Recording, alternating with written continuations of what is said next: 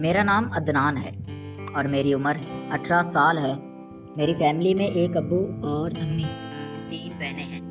کچھ دنوں کے لیے ہم اپنی چچی کے گاؤں گھومنے گئے تھے اور ان کا گاؤں بہت ہی خوبصورت تھا، جو کہ وجہ سے میرے چچو دبئی میں رہتے تھے اور گھر پر میری چچی اکیلی رہتی تھی اور ان کی ایک خوبصورت بیٹی بھی تھی جس کا نام گلابو تھا۔ گلابو اب 16 برس کی ہو گئی تھی اور وہ یونیورسٹی میں پڑھتی تھی اور بے حد خوبصورت تھی، لیکن میں کیا کرتا ہوں، گلابو سے ان کی امی بے حد خوبصورت تھی۔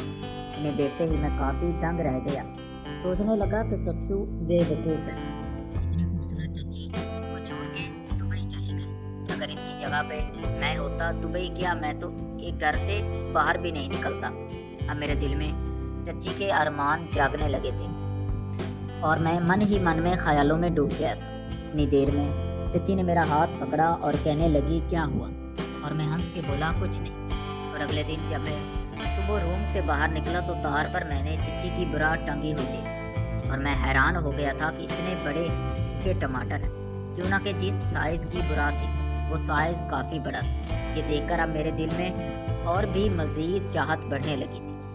جب ہم سب کھانے کی ٹیبل پر بیٹھے تو میں مسلسل چچی کو دیکھے جا رہا تھا، وہ بے حد خوبصورت اور حسین لگ رہی تھی۔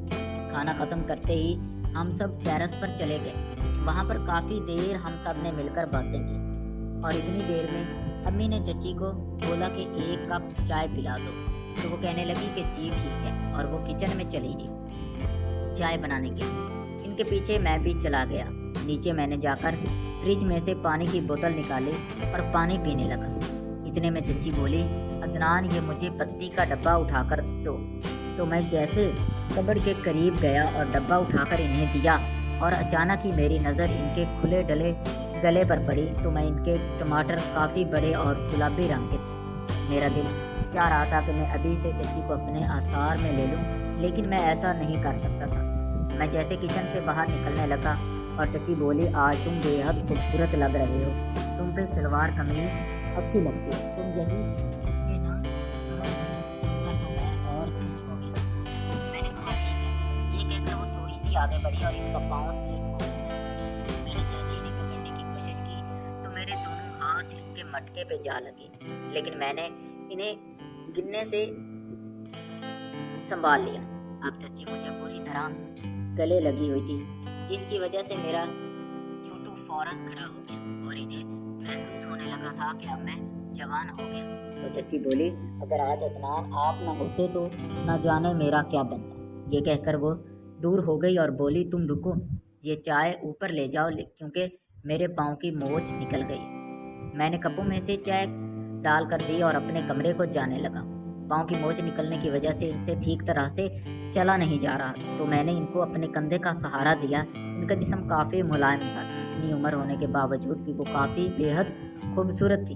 میں نے انہیں بیڈ پر جا کے بٹھایا اور دراز میں سے دوائی نکال کر دی تو میں ان سے کہنے لگا کہ چچی میں مالش کر دیتا، تو اس نے کہا نہیں میں خود کر لوں گی، تم جلدی سے جاؤ اور چائے اوپر لے جاؤ۔ سب لوگ چائے کا انتظار کر رہے ہوں۔ میں چائے لے کر اوپر ٹیرس پر چلا گیا تو امی پوچھنے لگی عدنان بیٹا تمہاری چچی کہاں؟ تو میں نے ان سے کہا کہ چچی کے پاؤں کی موچ نکل گئی ہے اور وہ اپنے کمرے میں ہے۔ یہ سن کر سارے نیچے چلے گئے۔